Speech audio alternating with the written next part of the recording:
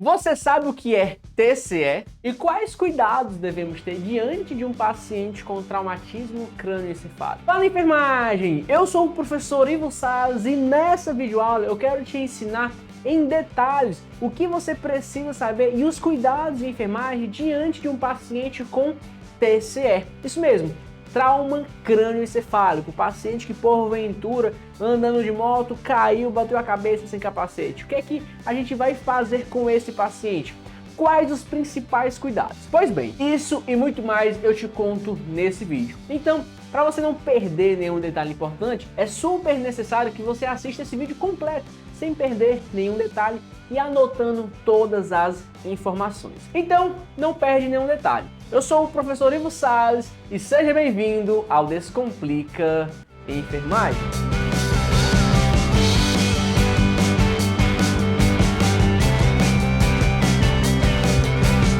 Ei, vem cá. Para começar logo o nosso vídeo com chave de ouro, vamos fazer um pacto. Se inscreva no canal e deixa o like. Vai, se inscreve. Se inscreveu? Então vamos começar a nossa aula. Para iniciarmos a nossa aula de traumatismo crânioencefálico, eu tenho a obrigação de revisar com você um pouco sobre a anatomia, certo? A anatomia do corpo, mais precisamente a anatomia do crânio. Você muito bem sabe que o nosso crânio é formado por diversos ossos. Temos o maxilar, temos a mandíbula, temos o osso zigomático, temos o parietal, o temporal, o occipital, enfim, né? O esfenoide, o etmodial, o vômer, temos diversos ossos na nossa caixa craniana. E a nossa caixa craniana ela não aumenta de tamanho, é uma caixa fixa, rígida, que ela não expande. Dentro dessa caixa craniana, nós vamos ter ali cérebro, certo? Nós vamos ter o cérebro. Na realidade, a gente vai ter o encéfalo. E o encéfalo, ele é composto por cérebro, tronco encefálico e também pelo cerebelo. Então, cérebro, tronco encefálico e o cerebelo formam ali o encéfalo. E o tronco cerebral, ele é formado por mesencéfalo, ponte e bulbo. Mesencéfalo, ponte e bulbo. E o tronco cerebral, ele que é responsável pela respiração e responsável também pelos batimentos cardíacos. Anota essa informação, tá? Tronco cerebral, responsável pela respiração e pela contração cardíaca. Dentro da nossa caixa craniana, nós vamos ter, além da nossa massa encefálica, nós vamos ter um volume que é 80%, 90% é formado pela massa encefálica.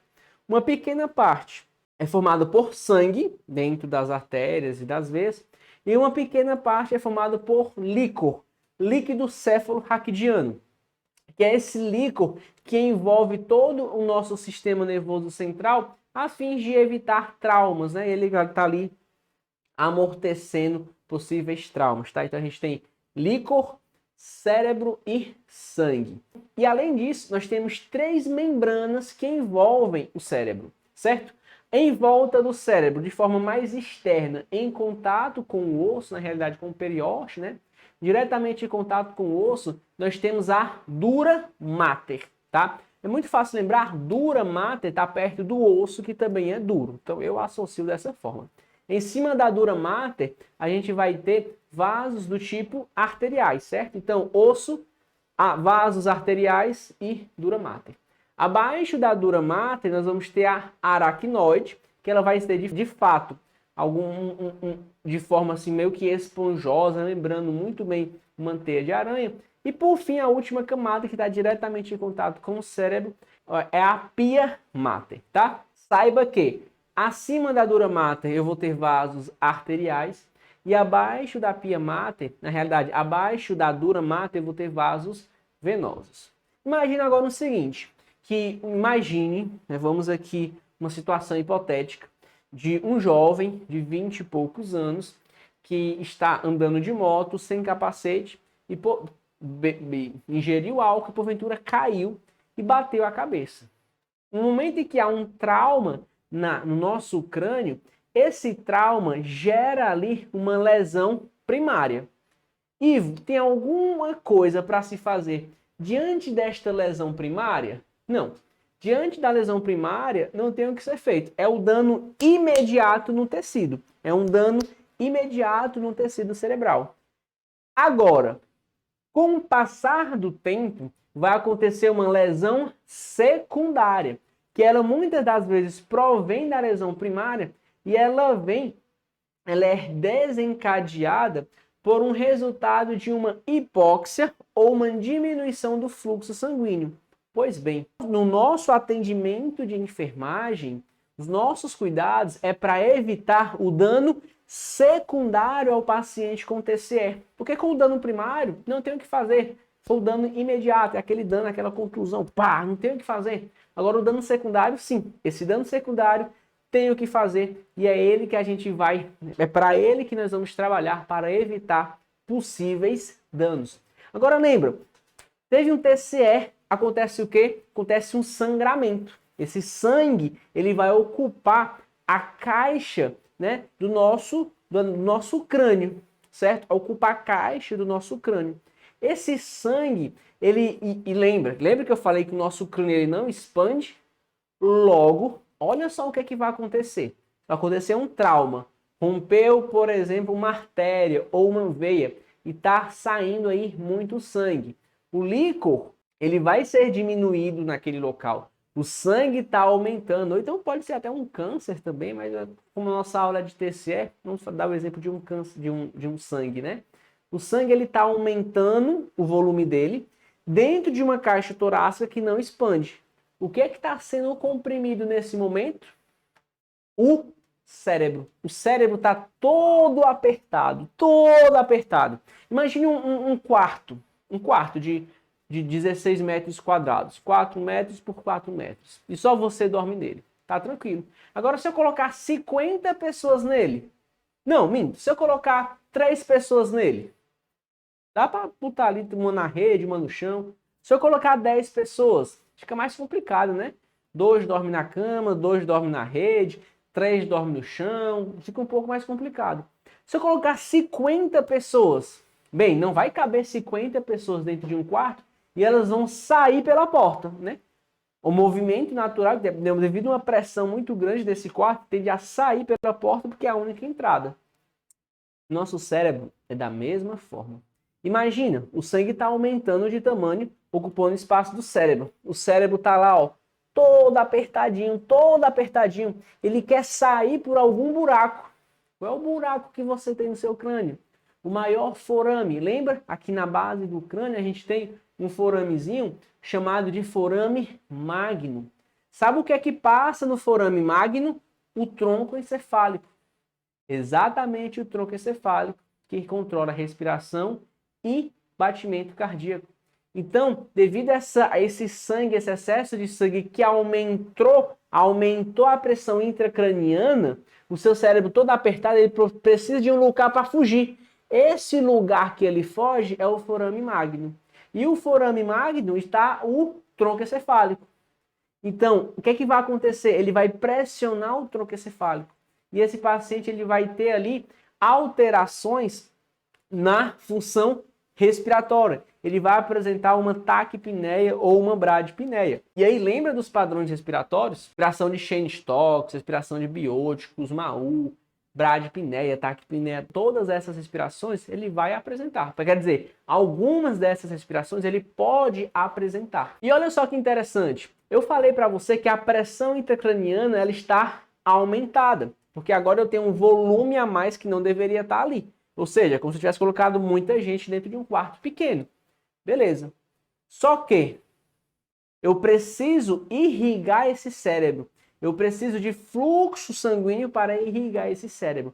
Quem que garante esse fluxo sanguíneo cerebral? A sua pressão arterial. A sua pressão arterial. Só que a sua pressão arterial, ela tem que vencer a pressão intracraniana. Porque essa pressão, esse sangue, o cérebro, tá todo mundo apertado e tá apertando quem? Tá apertando veia, tá apertando artéria. Então a minha pressão arterial tem que ser uma pressão que ela consiga vencer a pressão intracraniana. Pessoal, eu estou acabando de definir para você o conceito de pressão de perfusão cerebral. A pressão de perfusão cerebral nada mais é do que a pressão arterial média subtraído, reduzido da pressão intracraniana. E o valor da PPC, na pressão de perfusão cerebral, varia em torno de 70 a 80 milímetros de mercúrio. Qualquer valor abaixo disso, eu já vou ter uma hipoperfusão cerebral. Isso significa que o seu paciente com TCE é ideal que ele aumente a sua pressão. O seu cérebro, ele vai captar que está chegando pouco oxigênio e ele naturalmente aumenta a pressão arterial. Então aquele paciente que teve um TCE está com a pressão 160 por 120 por 100, não é ruim, é bom, é um mecanismo natural. Nós só vamos procurar reduzir a pressão desse paciente com TCE caso a pressão ultrapasse 220 por 110. Apenas nesse caso. Se não, o paciente está com 180 e está com TCE, isso é bom. É essa hipertensão que está mantendo o paciente vivo. E um erro muito comum das pessoas é exatamente esse. É ver um paciente hipertenso com pressão 180 e achar que isso vai matar ele. Não, é isso que está mantendo ele vivo, porque aumenta a pressão arterial média. Essa pressão arterial média aumentada é o que garante um fluxo sanguíneo adequado, né, um fluxo sanguíneo mínimo para irrigar o cérebro. Então, não administre antihipertensivos em um paciente de TCE se essa pressão tiver menor que 220 por 120. Sistólica e diastólica. Está menor do que isso? Então está ótimo. É isso que está salvando a vida do seu paciente. É essa pressão aumentada. Lógico que existe um limiar que é 220 por 120. Agora preste atenção. Seu paciente com TCE, o que ele vai ter? Seu paciente com TCE, ele vai ter, olha só, hipertensão, lembra? Hipertensão para garantir um fluxo sanguíneo cerebral.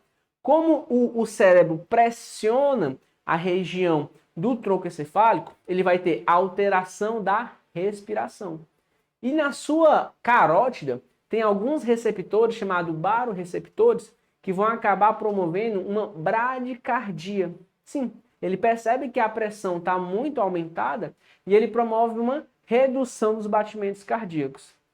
Olha só o que eu acabei de falar para você. Hipertensão, bradicardia e alteração da respiração. Essa é a conhecida tríade de Cushing. Tríade de Cushing, característico do TCE. Característica, né? São 3 sinais clássicos do TCE. Tríade de Cushing. Repetindo, hipertensão arterial, bradicardia e alteração do padrão respiratório. Então, rapidamente, nós revisamos a anatomia e fisiologia do crânio. Eu te ensinei como é que é a fisiopatologia do TCE. Falamos que o paciente precisa estar hipertenso. Deixa eu te falar mais uns cuidados. Paciente com hipertensão intracraniana, ele não pode receber soro glicosado porque aumenta o edema cerebral e ele também não pode receber ringlactato. No paciente com hipertensão intracraniana, o ideal é que de cristalóide a gente administre nele o soro fisiológico. Isso mesmo, soro fisiológico ou então soluções hipertônicas para reduzir o edema cerebral. Outro detalhe bastante importante, presta sua atenção. No paciente com TCE, a gente precisa avaliar também as pupilas, porque lembra que eu falei que o cérebro ele vai descer uma parte dele e vai pressionar ali o tronco encefálico? Do tronco cefálico, ali da base do crânio, saem alguns nervos. Um desses nervos é o óculo motor, responsável pela contração e dilatação das pupilas.